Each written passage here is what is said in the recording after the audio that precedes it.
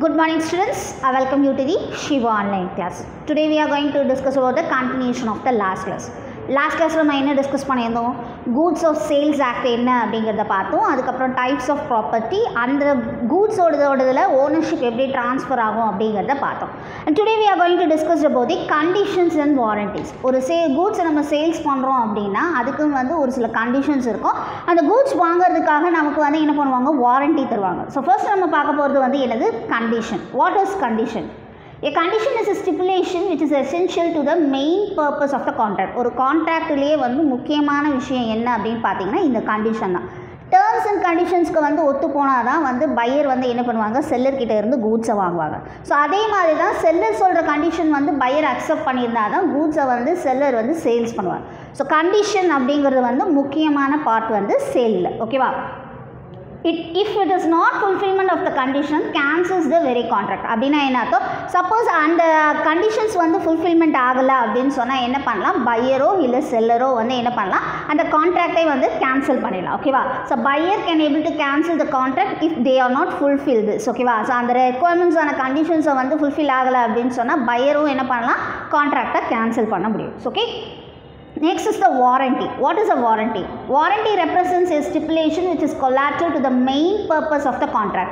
So warranty முக்கியமான விஷயம். ஒரு ஹைஃபையோ ஒரு ப்ராடக்ட்டை நம்ம வாங்கும்பொழுது அதுக்குன்னு நமக்கு ஃபஸ்ட்டு நமக்கு என்ன பண்ணாங்கன்னா கேரண்டிங் கொடுத்தாங்க. அதாவது 5 இயர்ஸ்க்கு அந்த ப்ராடக்ட் எதுவுமே ரிப்பேர் ஆகாது அப்படின்னு சொல்லி நமக்கு கேரண்டி கொடுத்தாங்க. ஆனால் இப்போ நமக்கு என்ன தராங்க, வாரண்டி தராங்க. வாரண்டினா என்ன அர்த்தம்னா, சப்போஸ் இந்த 5 இயர்ஸ்க்குள்ளே உங்களோட ப்ராடக்டில் ஏதாவது டேமேஜ் அரைஸ் ஆயிடுச்சு அப்படின்னா அதுக்கான காம்பன்சேஷன் அமௌண்ட்டோ இல்லை அதுக்கான ரிப்பேரிங் சார்ஜஸோ அந்த கம்பெனி ஏற்றுப்பாங்க. So it is known as a warranty.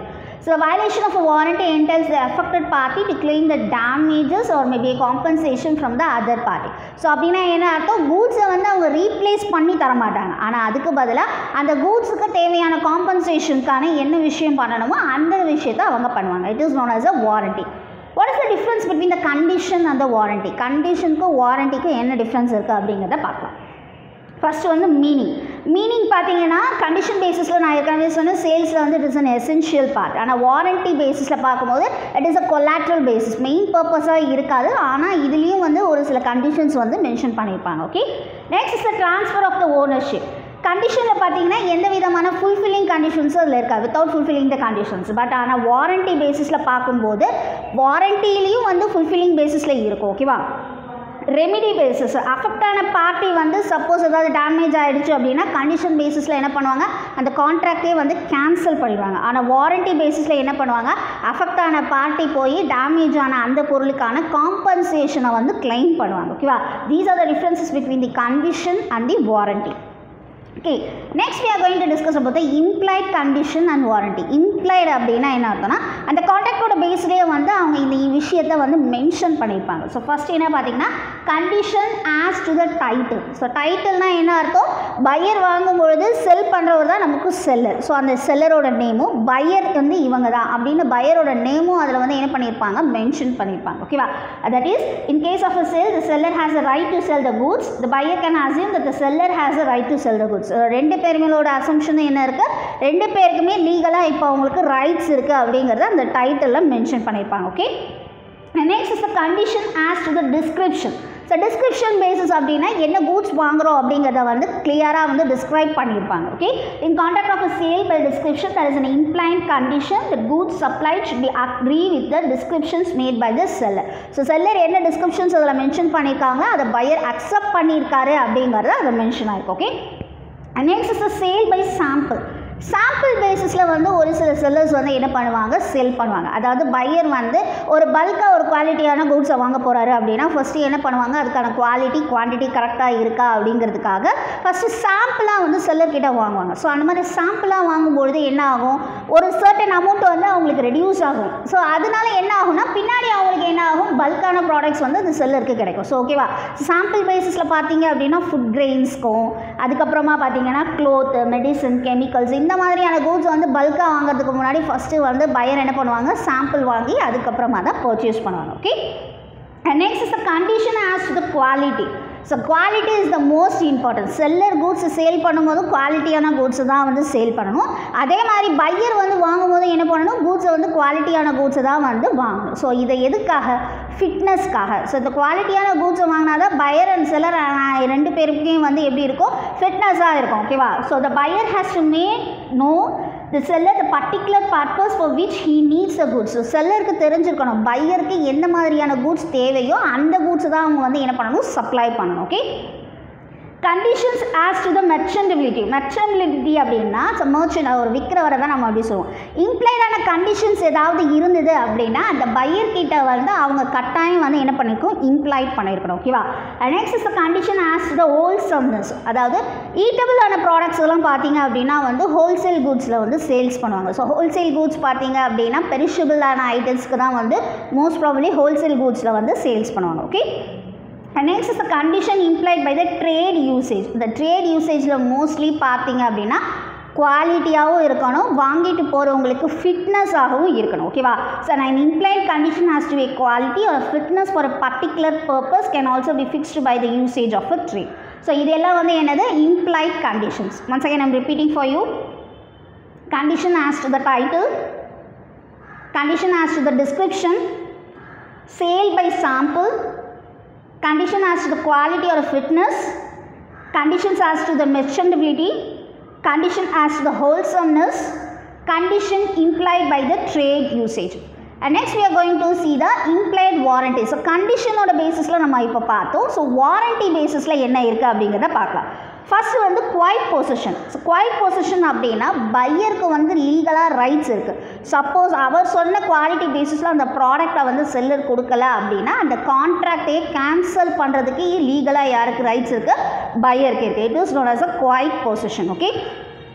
Warranty in the case of a dangerous goods. Seller வந்து ஒரு கூட்ஸை வந்து செல் பண்ணும்போது சப்போஸ் அது டேஞ்சரஸான ப்ராடக்டாக இருந்துச்சு அப்படின்னா அதுக்கான யூசேஜோட பர்பஸை வந்து கட்டாயம் பையர்கிட்ட வந்து செல்லர் எக்ஸ்பிளைன் பண்ணியிருக்கணும்.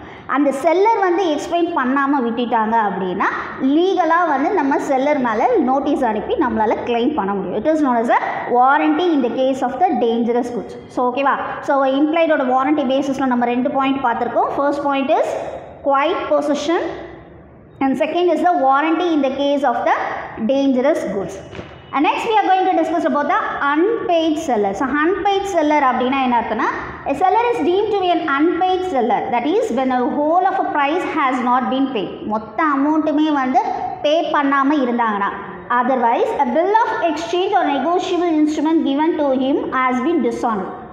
அப்படின்னா என்ன அர்த்தம், பில்லை எக்ஸ்சேஞ்ச் பண்ணும்போது இல்லை ஒரு செக்கோ பேசிஸ்லேயே அவங்க கொடுக்கும்பொழுது என்ன ஆகிடுச்சு, டிஸ்ஆனர்ட் ஆகிடுச்சு அப்படின்னா என்ன அர்த்தம், அன்பெய்ட் செல்லர் அப்படின்னு சொல்லுவாங்க. ஓகேவா. So rights of an unpaid seller, என்னென்ன ரைட்ஸ் இவங்களுக்கு இருக்குது அப்படிங்கிறத பார்க்கலாம். ஸோ ஃபஸ்ட்டு வந்து right of lien. So right of லினன்றது என்னென்னா, an unpaid seller has a right to retain the goods till he receive the price. ஒரு செல்லருக்கு வந்து அவருக்கு லீகலாக ரைட் இருக்குது. அந்த பையர் கிட்ட இருந்து கேஷ் ரிசீவ் பண்ணுற வரைக்கும் அவரால் என்ன பண்ண முடியும், லீகலாக அதுக்காக ஃபைட் பண்ண முடியும். ஓகேவா.